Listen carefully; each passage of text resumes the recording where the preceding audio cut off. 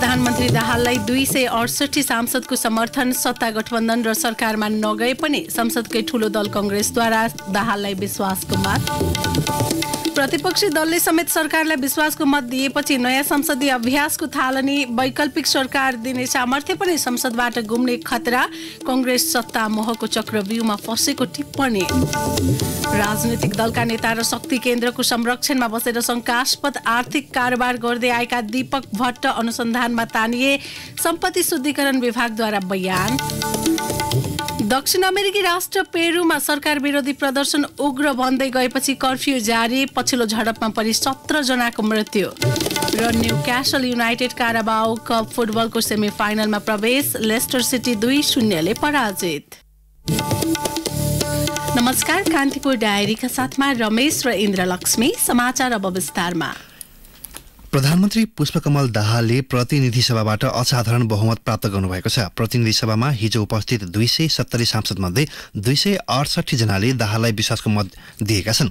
माओवादी केन्द्रका अध्यक्ष दाहालले सत्ता गठबन्धन बाहिरका कांग्रेस, एकीकृत समाजवादी र लोकतान्त्रिक समाजवादी पार्टीको समेत मत प्राप्त गर्नुभयो।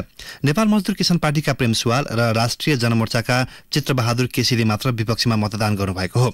प्रतिनिधि सभाका 275 सदस्य मध्ये कांग्रेसका टेकबहादुर गुरुङ निलम्बित छन्। कांग्रेसका किशोर सिंह राठौर, अम्बिका बस्नेत र मनोरमा शेरचन हिजो उपस्थित थिएनन्। सभामुखको भूमिकामा रहेका ज्येष्ठ सदस्य पशुपति शमशेर राणा मतदानमा सहभागी हुनु भएन। प्रतिनिधि सभाका 275 सदस्य मध्ये 138 ले साथ दिँदा दाहालका लागि बहुमत पुग्थ्यो। दाहाल 169 सांसदको समर्थनमा प्रधानमन्त्री नियुक्त हुनुभएको थियो। कांग्रेस, एकीकृत समाजवादी र लोसपाले समेत समर्थन गरेपछि दाहाललाई 49.25% सांसदबाट विश्वासको मत प्राप्त भएको हो। कांग्रेसले समेत सरकारलाई विश्वासको मत दिएपछि संसद प्रमुख प्रतिपक्षविहीन भएको छ। प्रतिपक्षी दलको कानूनी हैसियत प्राप्त गर्न सरकारलाई समर्थन नगरेको र संसदमा न्यूनतम 10% सांसद रहेको दल हुनुपर्छ। कांग्रेसको कार्य सम्पादन समितिको बैठकमा कांग्रेसका महामन्त्री दया गगन थापा र विश्वप्रकाश शर्मा, नेताहरू प्रकाश मानसिंह, अर्जुन नरसिंह केसी, प्रदीप पौडेल विपक्षमा हुँदाहुँदै कांग्रेस कार्य सम्पादन समितिले बहुमतका आधारमा दाहाललाई विश्वासको मत दिने निर्णय गरेको थियो। 2048 यताको संसदीय अभ्यासमा सत्ता बाहिरको ठूलो दलले समेत सरकारलाई समर्थन गरेको यो दोस्रो पटक हो। 2051 को मनमोहन अधिकारी नेतृत्वको अल्पमत सरकारलाई पनि कांग्रेसले विश्वासको मत दिएको थियो। अब कान्तिपुर सविस्तार। कान्तिपुर सविस्तार। केही समय अघि मात्र सत्तारूढ गठबन्धनबाट बाहिरिएका माओवादी केन्द्रका अध्यक्ष पुष्पकमल दाहाल अन्ततः पुराना सहयात्रीलाई विश्वासमा लिन सफल हुनुभएको छ।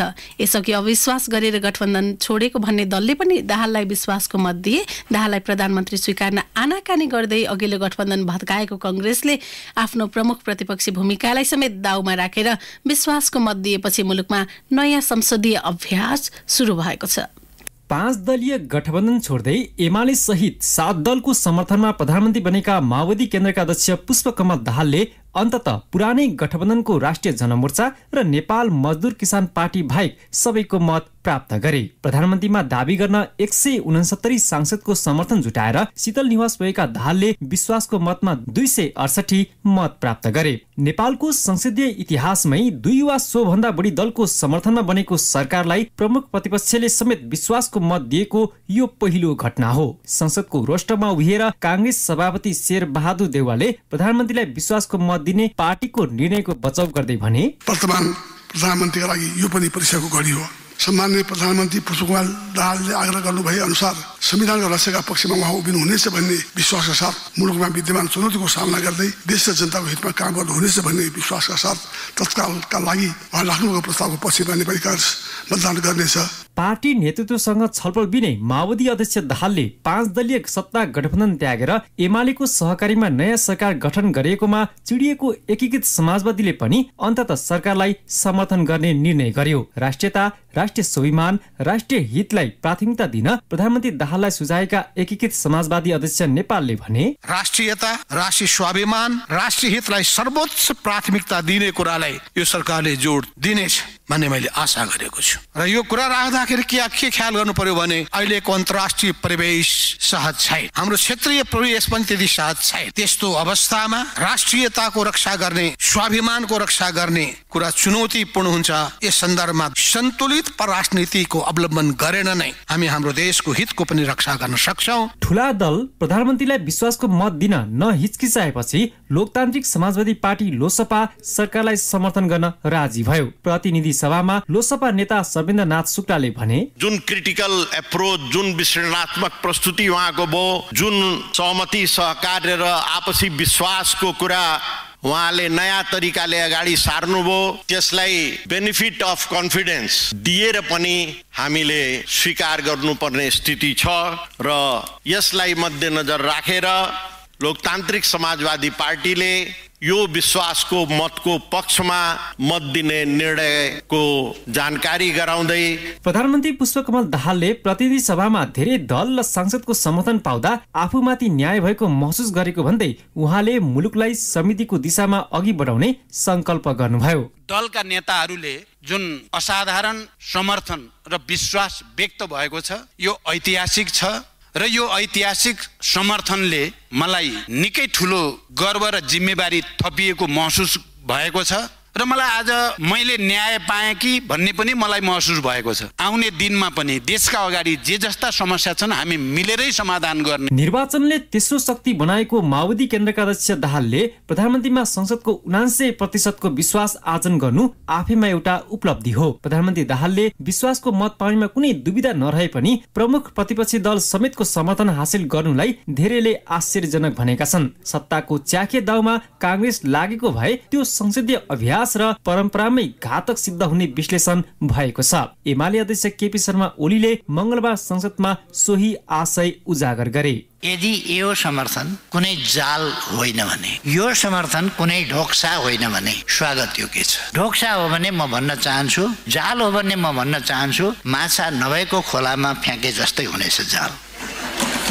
केही यसभित्र भोलिका निम्ति अरू खालका कुराहरू सोचिएको छ भने ढोक्सा रित्तै हुनेछ, किनभने त्यस खोल्सीबाट त्यो ढोक्सा थापेतिर कुनै माछा बग्नेवाला छैन। सरकारलाई विश्वास गर्न संसद एक ढिक्का जस्तो देखिए पनि नेपाली कांग्रेसमा यसले चिरा बीजारोपण गरेको छ। पदाधिकारी बैठकमा सहमति नजुटेपछि कार्य सम्पादन बैठक मार्फत दाहाल नेतृत्वको सरकारलाई विश्वासको मत दिने निर्णय गर्दा कांग्रेसका 2 महामन्त्रीले लिखित असहमति दर्ज गरे र त्यसलाई थप 3 सांसदले समर्थन गरे। दाहाल नेतृत्वको सरकारले संसदमा विश्वास आर्जन गरे पनि ठूलो अविश्वास र नैतिक संकट कांग्रेस नेतृत्वमाथि पैदा भएको छ। यसले भविष्यमा कस्तो संसदीय भाष्य निर्माण गर्ला त्यो कौतूहलको विषय बनेको छ। रेडियो कान्तिपुरका लागि खिलनाथ ताजपुरिया।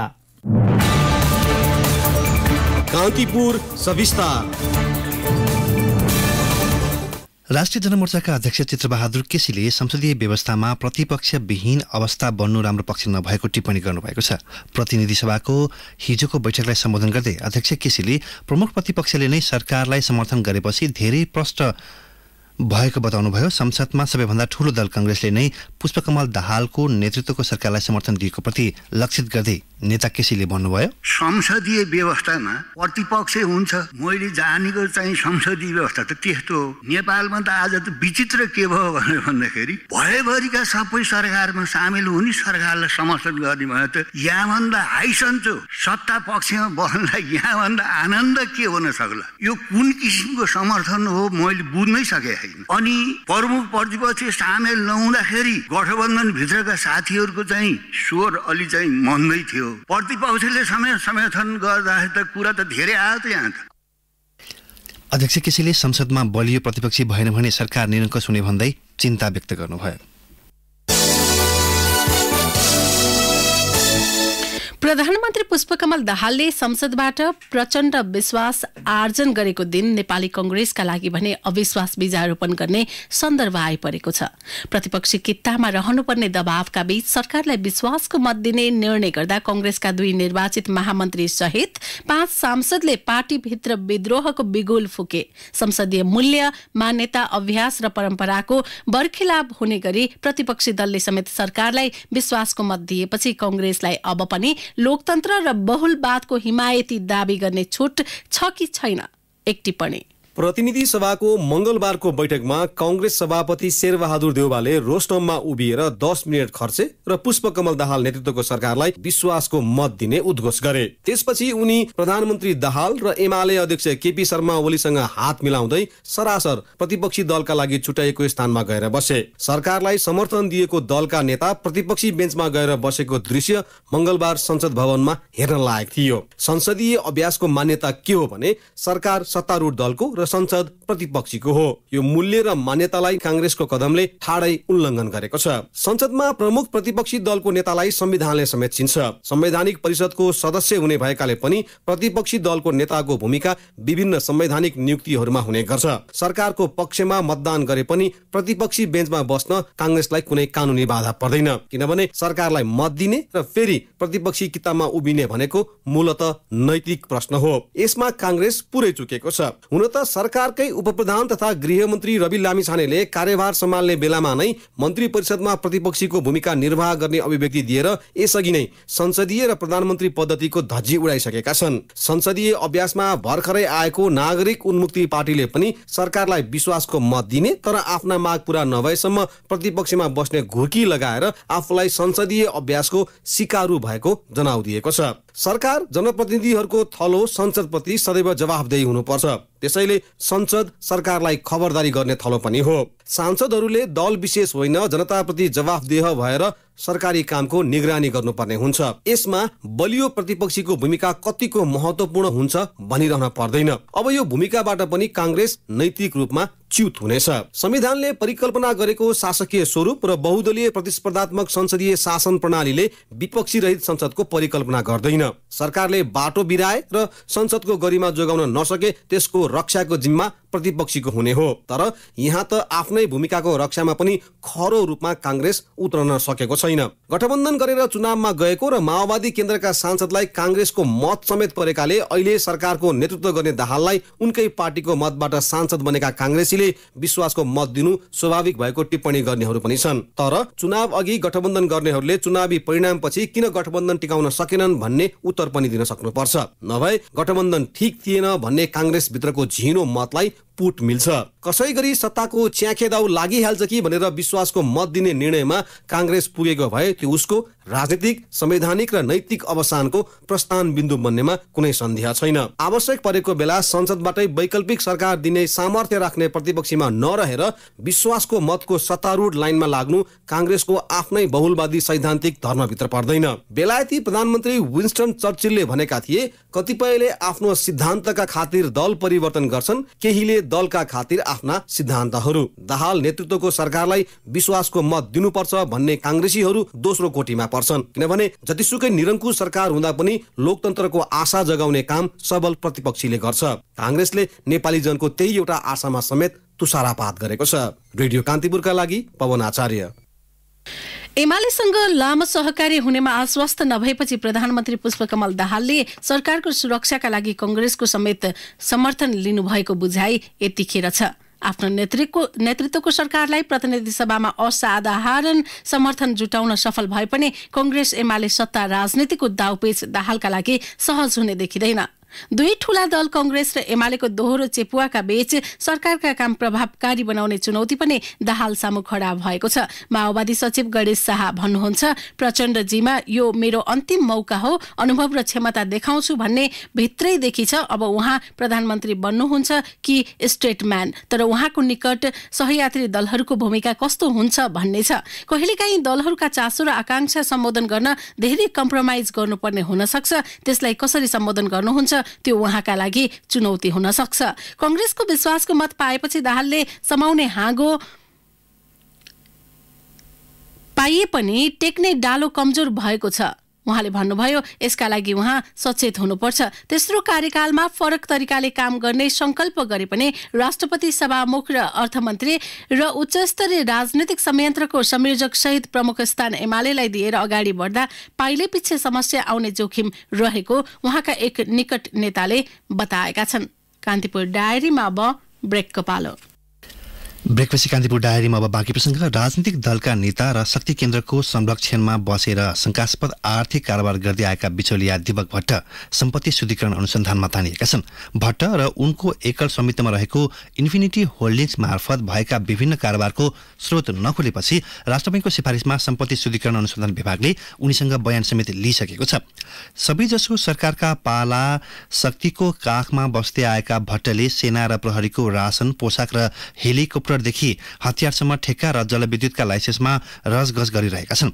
अझ शेरबहादुर देउवा प्रधानमन्त्री र जनार्दन शर्मा अर्थमन्त्री भएका बेला त उनले निश्चित व्यापारीको स्वार्थ अनुसार करका दर हेरफेरमै हस्तक्षेप गरेको आरोप छ। अर्थमन्त्रीका रूपमा पछिल्लो पटक बजेट ल्याउँदा शर्माले अनधिकृत व्यक्तिलाई मन्त्रालय प्रवेश गराएर करका दर हेरफेर गरेको आरोप लागेपछि सीसीटीभी फुटेज समेत डिलिट गराइएको थियो। त्योभन्दा अघिल्लो वर्ष उनले पूरक बजेट ल्याउँदा पनि सीमित ठूला स्टिल उद्योगका लागि कच्चा पदार्थको भन्सारमा छुट दिएर साना उद्योगलाई सङ्कटमा पारेका थिए। शर्माको कार्यकालमा भट्टले बिचौलियाको भूमिका खेलेका थिए भन्ने आरोप छ।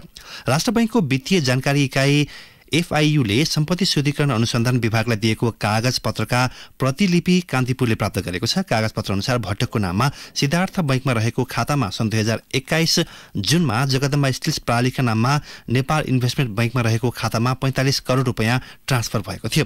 तर जगदम्बा स्टिल्सको 2077-78 को लेखा परीक्षण प्रतिवेदनमा भट्ट र उनको कम्पनीसँग 45 करोडको कारोबार भएको विवरण छैन। एफआईयूले विभागलाई लेखेको पत्रमा उल्लेख छ। त्यस्तै भट्टका नाममा रहेको ओभरड्राफ्ट ओडी खातामा सन् 2021 जुन र जुलाईमा 30 करोड 15,87,000 ट्रान्सफर गरिएको थियो। यही बीचमा यही खाताबाट 45 करोड 4,45,000 निकालिएको थियो। बैंकबाट स्वीकृत ऋण चलाउन वा शोध भर्ना गर्न मात्र ओडी खाता सञ्चालन हुन्छ। तर जम्मा 50 लाख सीमा भएको यो खातामा भट्टले 45 करोडसम्मको कारोबार गरेका थिए।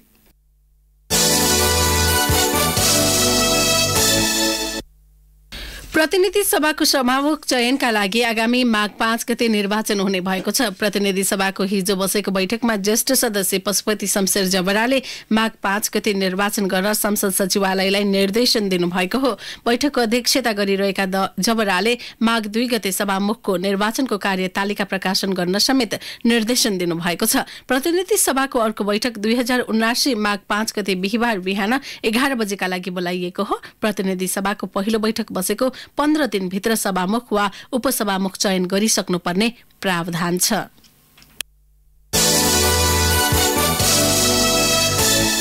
भारतको बिहार राज्यबाट आयात भइरहेको बिजुली रोकिँदा नेपाल विद्युत प्राधिकरणले ठूला उद्योगमा लोड कटौती गरेको छ। बिहारको आपूर्ति प्रणालीमा सोमबार दिउँसोदेखि प्राविधिक समस्या देखेपछि बिजुली नपुगेर आपूर्ति रोक्नु परेको प्राधिकरणले जनाएको छ। प्राधिकरणका प्रवक्ता सुरेश भट्टराईका अनुसार रक्सौल रामनगरबाट बिजुली आपूर्ति रोकिएको हो। उहाँले भन्नुभयो नेपालले लिइरहेको करिब 3000 मेगावाट घण्टा बराबर बिजुली आपूर्ति रोकिएको छ। त्यसैले ठूला उद्योगहरूमा बिहान बेलुकाको लोड कटौती गरेका छौं। अहिले 80 देखि 100 मेगावाटसम्म बिजुली अपुग भएको छ। भारतीय पक्षले मर्मत सम्भारका लागि अझै 3-4 दिन लाग्छ भनेको छ।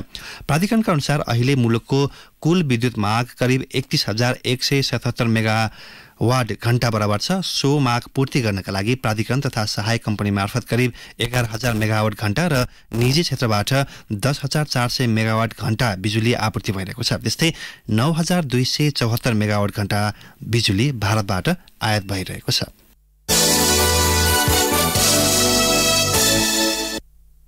पौष 27 गते मनाइने पृथ्वीनारायण शाहको जन्म जयन्ती आज विविध कार्यक्रम गरी देशभर मनाइँदैछ। यस वर्ष पृथ्वीनारायणको 301औं जन्म जयन्ती मनाउन लागि हो।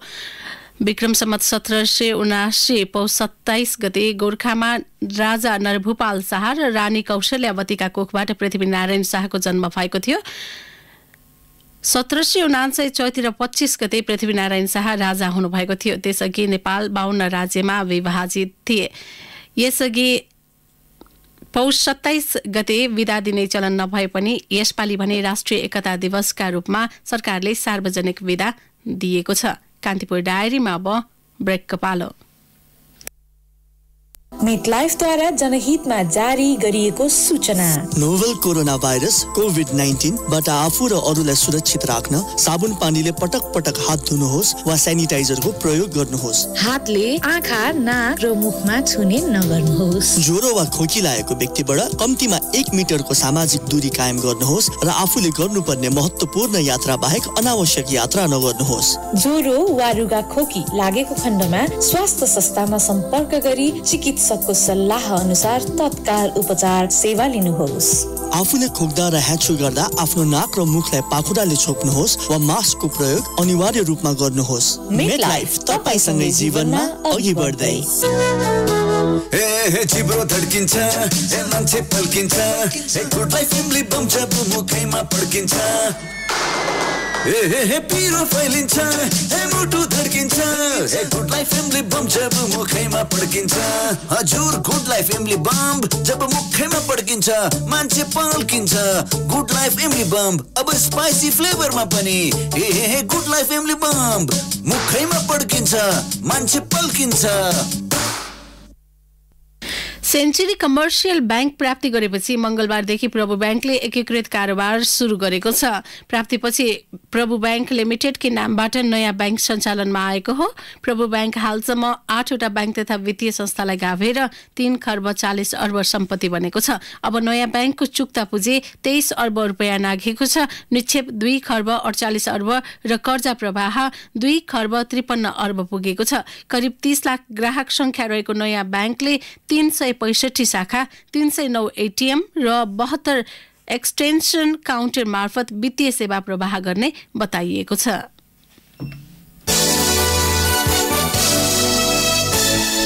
अब अन्तर्राष्ट्रिय प्रसङ्ग। सरकार विरोधी प्रदर्शनकारी र सुरक्षा बलहरूबीचको झडप उग्र बन्दै गएपछि पेरुमा कर्फ्यू जारी गरिएको छ। दक्षिणी क्षेत्र पूर्णमा हिंसात्मक बन्दै गएको प्रदर्शन नियन्त्रणका लागि प्रधानमन्त्री अल्बर्टो ओतारोलाको आदेशमा कर्फ्यू जारी गरिएको अल जजिराले जनाएको छ। पछिल्लो पटकको झडपमा कम्तीमा 17 जनाको मृत्यु भएको थियो।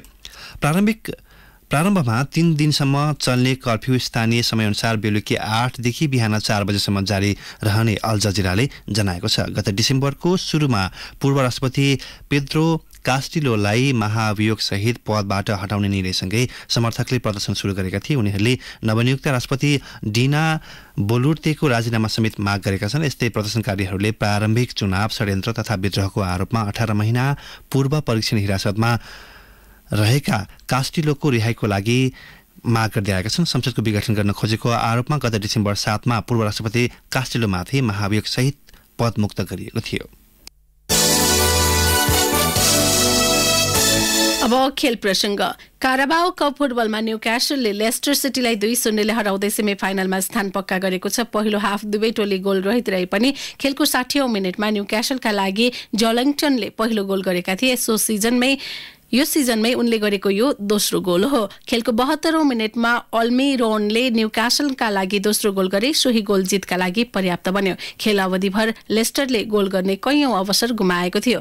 काराबाओ कपको सेमिफाइनलका लागि भएको अर्को खेलमा म्यान्चेस्टर युनाइटेडले चार्टन एथलेटिक्सलाई 3-0 गोल अन्तरले पराजित गरेको छ। खेलको 21औं मिनेटमा फ्रेडले म्यान्चेस्टर युनाइटेडका लागि पहिलो गोल गरेका थिए। दोस्रो गोल खेलको 90 मिनेटमा पेलेस्ट्रोले गरे। खेलको निर्धारित समय सकिएपछि थपिएको अतिरिक्त 4 मिनेटमा क्यासमिरोले म्यान्चेस्टरका लागि तेस्रो गोल फर्काएका थिए।